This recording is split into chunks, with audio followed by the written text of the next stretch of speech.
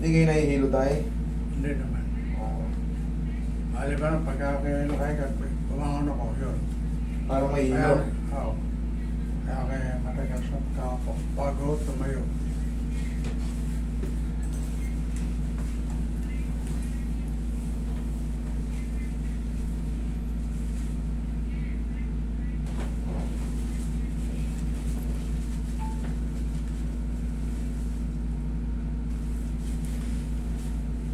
Relax lang.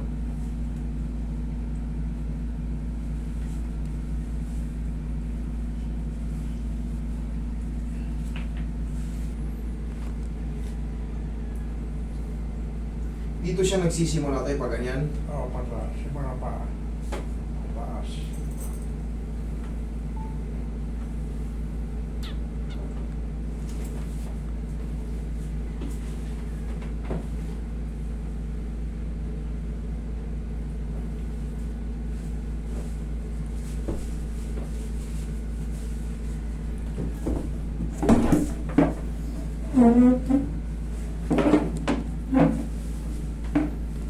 Unang opera sa tatay.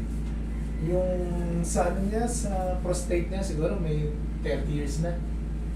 30 years na. Matagal na siya. Relax lang tayo.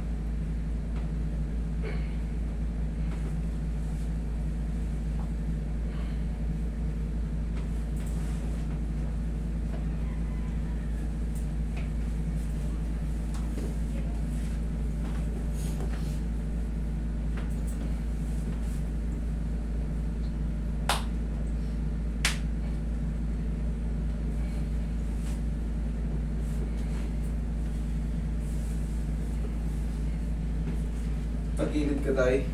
Tagilid. Tagilid. Relax lang tayo. Ha? Kabilang side tayo. Kabila po.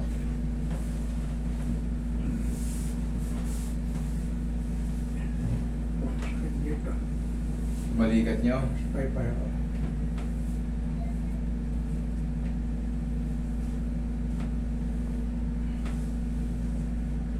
Yan. Pag nakaganyan kayo, masakit sa baybay, hindi. Pag tagilid yung ganyan posisyon, okay lang kayo? No, massage mo rin. Oo. Pero nagana yan, master, nagdadaan ba siya ng maganda? Nasabi ko, baka sumakit na. Ganun daw yung ginagawa niya.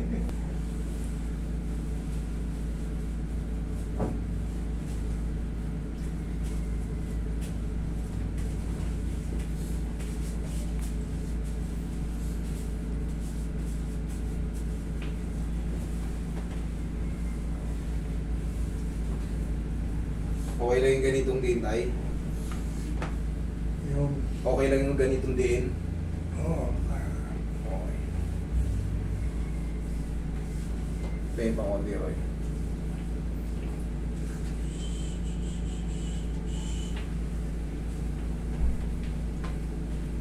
Atay lang tayo.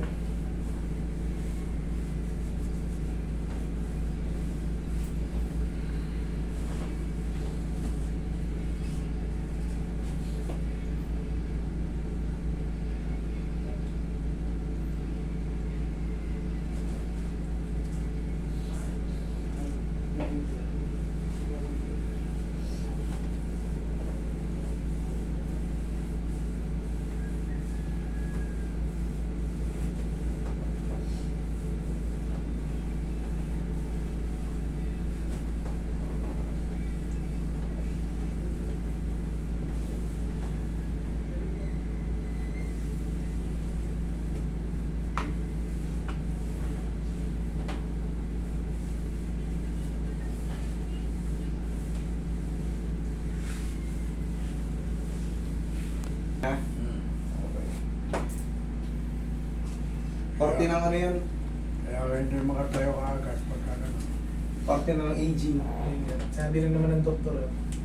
Sabi ng doktor, mas nakakatakot kaya naglalakad kayo, nahihilo kayo kaya nakaupo.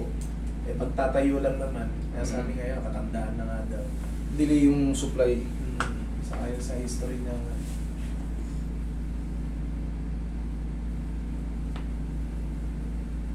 Eh nakadali sa'yo, Master. Nung huling panood ko, lupay-pay ka. Actually, na-food poison talaga ako. Food Food poison. Suka ano, suka tayo. Grabe yung pawis yun, ano saro. Kakatukal laki. Nilalamig ako na mainit yung. Iba yung pakiramdam, parang binanlian ng ano. Walang tigil yung pawis ko. Naka-dehydrated na ako. Nakailang dumi na ako, nakailang suka na ako. Unti na lang, sabi ko, magbablock na ako. Mahihimatay na ako, hindi na ako halos makatayo. Wala, dehydrated na ako eh. Naisuwa ko na lahat ng kinain ko eh. Sabayan ka pa ng dumi. Wala na. Ayun. Lambot talaga yun. Lambot talaga. Mas lalo pa ako ng lambot pagdating ng ospital. Gastos. Bayad muna bago ka asikasuhin. Pwede lang i-post eh. Sakit. Pinasettle muna, hindi talaga huwag inano, pinasettle muna. Tindi, ano? 5-6, pinasettle muna lahat. Wala pang namimilipit ako nun sa emergency. Inuuna muna yung bayad. Inuuna muna, bayaran daw muna lahat ng gagamitin. Paano kung wala ka talagang pera? 5-6. Dumumi lang ako isang beses doon, tinurukan ako, nagkadaleche-leche pa yung turok sa akin. Kinalaw ko yung pumutok pa yung ugat ko. Nireklamo ko yung isang nurse, sabi ko, 5 years kayo nag-aaral ng ganyan. Hindi nyo kayang turukan. Yung misis ko na lang magturok. Pinalitan. Ayun, umayos dito naman sa kanan nilipat. Grabe, tinusok na ano, tumagos dun sa may ano. Kinalaw ka, grabe, sumisigaw ko sa sakit. Ibang klase, parang natusok yung ano ko eh. Tendons and ligaments ko. Kung wala kang pera, wala na. Ano sila nag-doktor? Grabe nga, pinasettle muna. Hindi na mauulit yun, hindi na ako magpo-hospital. Ang tigas ng mukha ng mga Pinasettle talaga lahat. Muna, bayaran ko muna lahat bago ko galawin, bago ko turukan ng any ano.